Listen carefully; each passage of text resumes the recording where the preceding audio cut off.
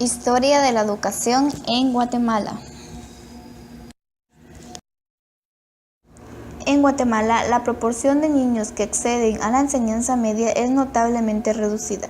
Según UNESCO, en 1987 solo iniciaban enseñanza media el 21% de los que podían hacerlo, siendo una proporción mínima la que lograba desde las zonas agrícolas. La educación media se subdivide en dos ciclos, básico y diversificado. Pero hablemos un poquito de historia, las primeras leyes y cómo fue evolucionando la educación media en los últimos siglos en el siguiente tutorial. Principios de la educación media en el siglo XIX. Posteriormente al proceso de independencia en 1821, la anexión a México en 1823 y la Constitución de la República Federal de Centroamérica, durante la administración del Dr. Mariano Gálvez, el 15 de abril de 1831 se promulgó la primera ley llamada Bases para el Arreglo General de la Instrucción Pública, que organizaba el sistema educativo nacional. La educación en Guatemala, a pesar de los importantes logros alcanzados durante la colonia, todavía se caracterizaba por su insuficiente desarrollo y una escasa cobertura para la población en general. Principios de la educación media en el siglo XIX.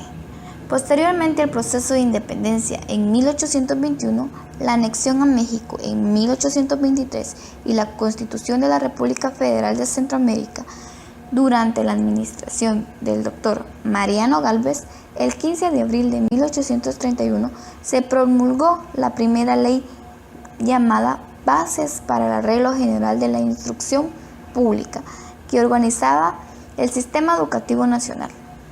La educación en Guatemala, a pesar de los importantes logros alcanzados durante la colonia, todavía se caracterizaba por su insuficiente desarrollo y una escasa cobertura para la población en general. De hecho, durante la colonia, la educación secundaria eran promovidas y proporcionadas esencialmente por los curas católicos. Por ello, una de las preocupaciones de los grupos liberales al que pertenecía Mariano Gálvez era insertar la instrucción pública sobre la base de la Rectoría del Estado, para formar hombres de luces capaces de interactuar en sociedad. Esta ley se establece la organización del sistema educativo en primera instrucción, segunda instrucción y tercera instrucción. Esta clasificación correspondería a lo que hoy conocemos como primaria, nivel medio y universidad. Sin embargo, la organización del sistema educativo nacional no estaba claramente establecida. De hecho, solo se hablaba que todas las instrucciones se dividían por cursos. La Academia de Estudios que reemplazaba a la Universidad San Carlos de Guatemala era la responsable de la segunda instrucción. De hecho, durante la colonia, la educación secundaria eran promovidas y proporcionadas esencialmente por los curas católicos. Por ello, una de las preocupaciones de los grupos liberales al que pertenecía Mariano Gálvez era insertar la instrucción pública sobre la base de la Rectoría del Estado, para formar hombres de luces capaces de interactuar en sociedad. La educación secundaria se orientaba básicamente para la universidad y el grado que se alcanza es el de graduando en ciencias y letras.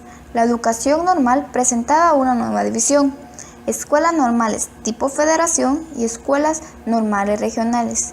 En dichas escuelas normales se formaban los maestros de párvulos, escuelas rurales y preceptores, y educación primaria. En esta ley ya se incluye la Escuela Normal Superior, que había sido creada específicamente en la administración de Orellana y que estaba orientada hacia la especialización de los maestros egresados de las escuelas normales regulares. En enero de 1875 se fundó el Instituto Nacional Central para Varones y la Escuela Normal de Señoritas, que tuvieron el carácter de segunda enseñanza. Y finalmente, el 16 de febrero de 1875, se publica la Ley Orgánica de Segunda Enseñanza y se declaran los estudios a nivel secundario para obtener el diploma de bachiller en Ciencias y Letras. El desarrollo educativo en los primeros años del siglo XX. Durante el año de 1901, la educación en Guatemala tuvo su mayor impulso, después de la época revolucionaria propiciando cambios significativos. Impulsó una nueva actitud humanística que influyó en la reforma del sistema educativo con un proceso educativo modernizando sus programas, metodologías, sistemas didácticos y procesos de aprendizaje. De 1926 a 1930, el general Lázaro Chacón realizó obras en el campo educativo. Envió a maestros al extranjero para su perfeccionamiento docente, la creación del Instituto Técnico Industrial, la realización de la Escuela Normal de Preceptores, promulgó una ley orgánica y realizó el Congreso Pedagógico en 1929. Después del Congreso Pedagógico, se trabajó la reforma a la Ley Orgánica, de fecha 11 de mayo de 1929. Comprendía la creación de la Escuela Normal Superior y los reglamentos de julio de ese mismo año establecían sus finalidades y su plan de estudios. Al tenor de las referidas disposiciones, se declara que la Escuela Normal Superior tiene como finalidad preparar maestros de las escuelas normales e institutos de la enseñanza secundaria. En el acuerdo de la creación se estableció como requisito primordial para inscribirse en el establecimiento poseer el título de maestro de educación primaria y al finalizar los estudios correspondientes el derecho de obtener el título de profesor normal, cuya adquisición otorga el derecho para ocupar los puestos siguientes. Inciso A. Direcciones de escuelas normales e institutos de secundaria. Inciso B. Cátedras en dichos establecimientos. Inciso C. Jefaturas de secciones en los departamentos escolar y administrativo del Ministerio de Educación Pública y de Inspecciones Técnicas. El sistema educativo guatemalteco evolucionó totalmente durante el periodo comprendido de 1945 a 1995, incluyendo nuevas corrientes pedagógicas, nuevas ayudas externas, económicas y orientación especializada sugerida por asesores extranjeros. En 1954, el coronel Carlos Castillo Armas fue uno de los gobiernos más nefastos para la educación. Un ejemplo de ello fue haber nombrado a través del Ministerio de Educación a maestros empíricos, muchos de ellos con la escolaridad primaria, para que ejercieran la docencia. La Academia de Estudios se formó con la fusión de la antigua Universidad de San Carlos, el Protomedicato, el Colegio de Abogados y su Academia de Derecho Teórico Práctico, y la Sociedad de Amigos del País. En consecuencia, todos los doctores, licenciados y maestros pasaron a formar parte de ella, conservando sus derechos según la entidad de que procedían. El artículo 36 de las Bases para la Instrucción Pública establece que la Academia será el establecimiento de segunda y tercera instrucción, y el único donde bajo este nuevo sistema se concederán los grados y las habilidades para ejercer la profesión literaria. Las escuelas prevocacionales.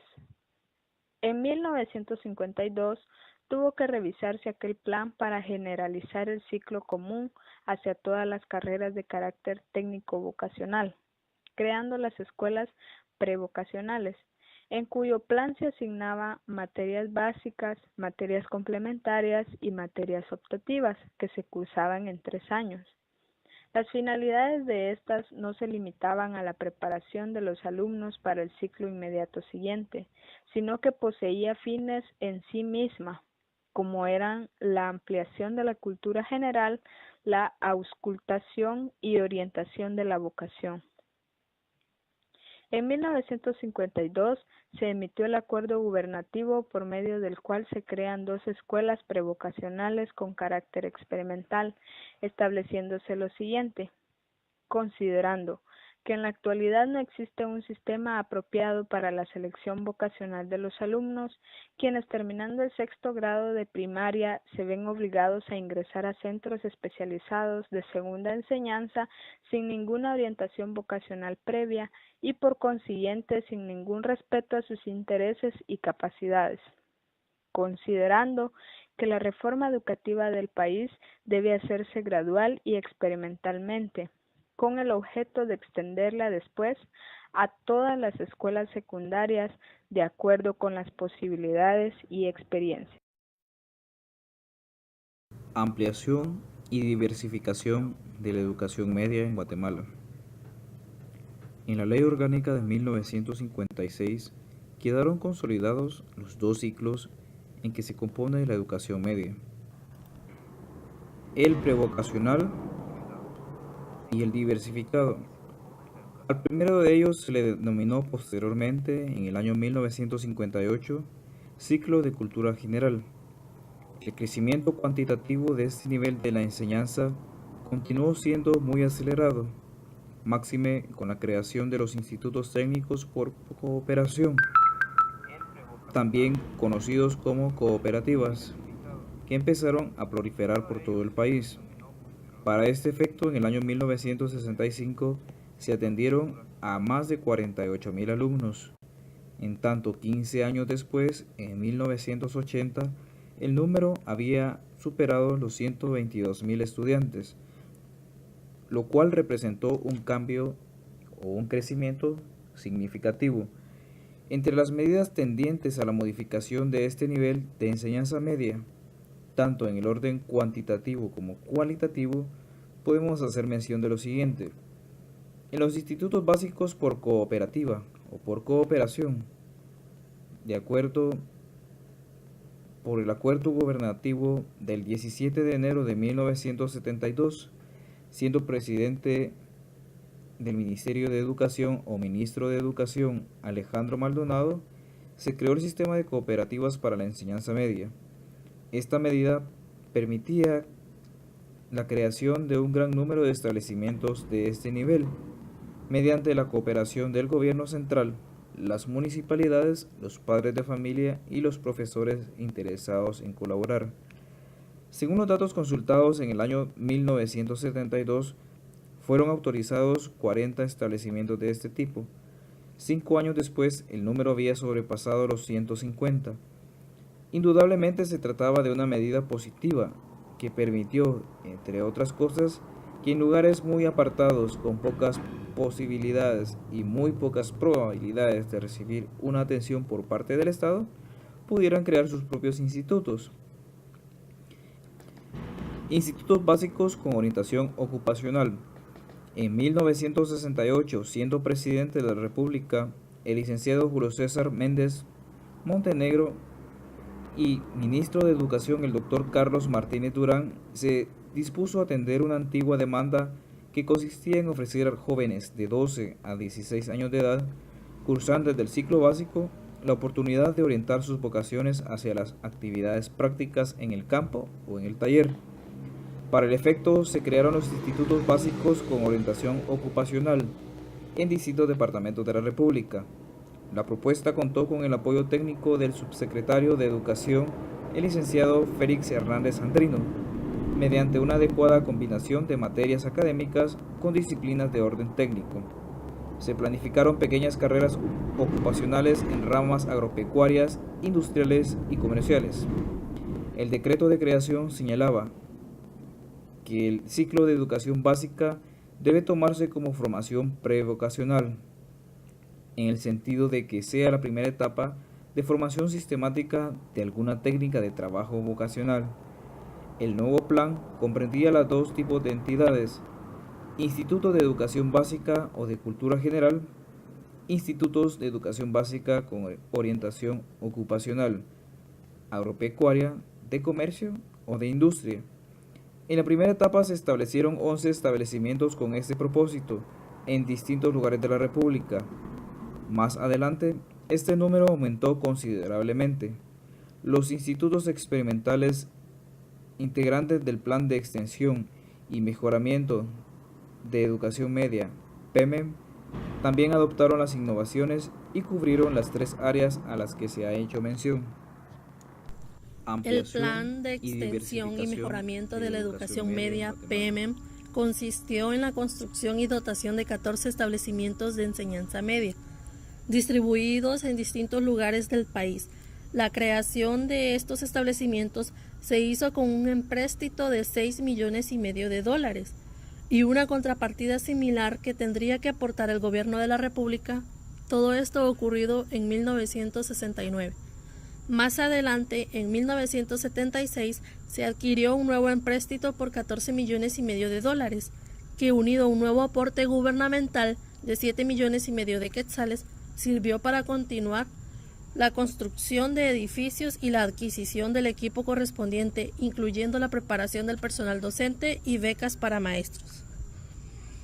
Los nuevos edificios eran funcionales, pedagógicamente diseñados y con detalle de mucha modernidad. Allí se crearon los nuevos institutos que tuvieron carácter experimental, por lo menos en los primeros años de su financiamiento. Un acuerdo del año de 1973 les daba ese carácter y propiciaba la realización de innovaciones de orden curricular, organizativo y didáctico. La cobertura poblacional de los 14 nuevos institutos se calculó de 5.500 educandos, pero se estima que a la altura de 1980 aquel número se había triplicado. Los institutos experimentales están ubicados en distintas zonas de la República. En la ciudad capital están los siguientes: el Enrique Gómez Carrillo, el Carlos Federico Mora, el Carlos Martínez Durán, el Simón Bolívar y el José Matos Pacheco. En Escuintla, el Carlos Amayoa Chinchilla, en Retaluleu, el Carlos Arana Osorio, en Quetzaltenango, el Werner Ovalle López, el Dr. Luis Pasteur queda ubicado en Puerto Barrios, el David Guerra Guzmán en Chiquimula, el José Rodríguez Serna en Zacapa, el Efraín Nájera Farfán en Jutiapa, el Fray Francisco Jiménez en Santa Cruz del Quiché y el Julio César Montenegro en Mazatenango. A pesar de los esfuerzos de las familias, instituciones educativas privadas y el Ministerio de Educación, el acceso a la educación sigue siendo muy restringido para la juventud. Apenas 1 de cada 4 jóvenes de entre 13 y 15 años de edad tiene acceso al ciclo básico de la educación secundaria. En este ciclo, casi la mitad de la población estudiantil es atendida por establecimientos privados. Otra cuarta parte recibe educación en institutos por cooperativa, una modalidad surgida por medio de la prestación de servicios de educación que existe en el país desde 1972. En esta modalidad, los padres de familia se organizan en cooperativa para crear institutos secundarios. Las municipalidades les brindan contribuciones varias y el Ministerio de Educación les transfiere modestas asignaciones para el pago de docentes. Para expandir los servicios educativos del ciclo básico en áreas rurales, el sector público hizo un primer acercamiento a la aplicación de la tecnología en los procesos de enseñanza-aprendizaje. Fue el programa de la televisión educativa o telesecundaria. El programa se inició en 1998 a raíz del acuerdo de cooperación entre México y Centroamérica en materia de educación a distancia. Por medio de este acuerdo se autorizó al Ministerio de Educación para captar y reproducir la señal enviada por Televisión Educativa Mexicana, en la cual se transmiten las lecciones de cada materia y grado. De igual manera, se aprobó la adaptación, reproducción y distribución de los textos correspondientes. Cada instituto de telesecundaria fue dotado de televisores, videograbadoras, videocassette, con las lecciones, textos básicos, guías de trabajo y material didáctico. Más restringido es el acceso al ciclo diversificado de la educación secundaria, del cual egresan bachilleres, maestros y peritos en diferentes especialidades técnicas.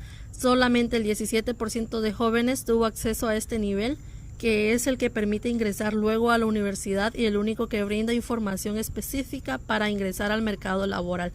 La mayoría de esos jóvenes fueron atendidos por entidades educativas privadas. En el nivel secundario, la inequidad étnica todavía es acentuada. Del total de estudiantes del ciclo básico, solo 17% son indígenas. En el ciclo diversificado, su participación es mucho menor, con tan solo el 12%. La falta de oportunidades de acceso a la educación secundaria en las áreas rurales, donde se concentra la mayor cantidad de habitantes indígenas, ocasiona esa desigualdad. Las tasas de retiro en secundaria han disminuido en los primeros años del siglo XXI, pero en forma menos pronunciada que en primaria. En el 2003 se situaron en 8% para básico y un 9% para diversificado. Asimismo, ha disminuido las tasas de reprobación, pero siguen arriba de las de primaria. En el año 2003 fueron de 42% para el ciclo básico y de 32% para el ciclo diversificado. En ambos ciclos la repitencia es mínima, con el 3% para el nivel básico y el 1% para el nivel diversificado. Actualmente, la educación secundaria comprende un ciclo básico o de formación general integral de 3 años de estudios y un ciclo diversificado o de formación profesional cuya duración es de 2 o 3 años según la carrera elegida. Los propósitos y objetivos del ciclo básico se dirigen a la formación general y a la orientación vocacional de los jóvenes y en algunos casos adultos. El perfil terminal del egresado presenta componentes relativos a su formación como persona, como ciudadano, como miembro de una familia y como un ser productivo. En el ciclo diversificado, los propósitos y objetivos están encaminados en conjunto a la capacidad de ejercer una profesión técnica, agropecuaria, comercial, industrial o de servicio, como por ejemplo el magisterio. También se ofrecen los bachilleratos cuya finalidad es preparar a los estudiantes para su ingreso a la universidad. Sin embargo, todos los egresados del nivel medio pueden ingresar al nivel superior con el título obtenido.